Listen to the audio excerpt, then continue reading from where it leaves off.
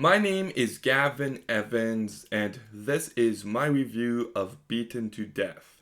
And this movie is about a man who gets, well, beaten to death, and him trying to stay alive despite things going from bad to worse, to worse, to worse. And let's begin with the performances. And Thomas Walsh is perfectly fine in this movie. He sells you on the pain and agony this character is feeling. That's all he's given to work with, so he does his job well enough. Then you've got David Tracy, and I'm just gonna say it, I thought he was fantastic in this movie. I really loved his performance. He's just tough and menacing, and he was a real presence. I want this guy in more horror movies ASAP. Like, I feel like he could be a really good Jason Voorhees. And I loved his performance. Definitely the standout.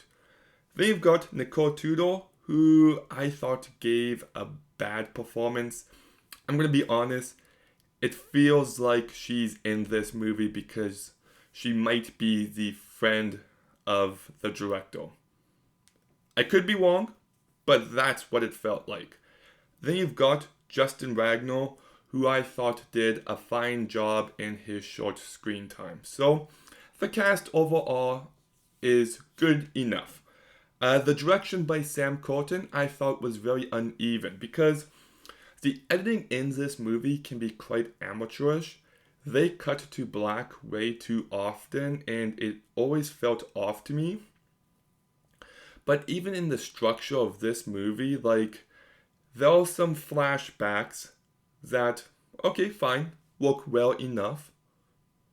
But then there's a random flash forward, which was just a baffling choice in my opinion. But now we get to the brutality of this movie, and that aspect is done well enough. One moment specifically is actually handled incredibly well. Like, my goodness.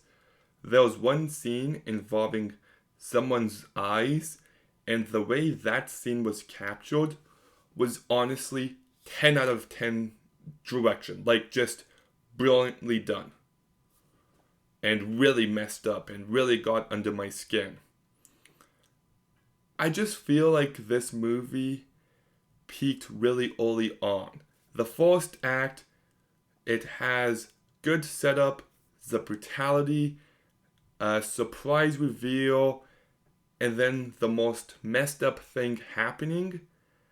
And then for the next hour of the movie, it just kind of feels like it's dragging along.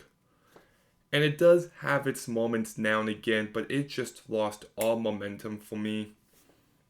And the last act especially, I just found to be so dull.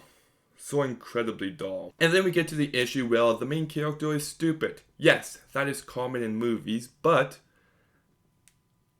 it's not as interesting to me watching a stupid man trying to survive as it is a smart man trying to survive. And there are some mistakes he makes here that just pass that acceptable line for me. So, yeah, Beaten to Death. There's definitely good elements to it, like David Tracy's performance and some of the brutality, especially one moment.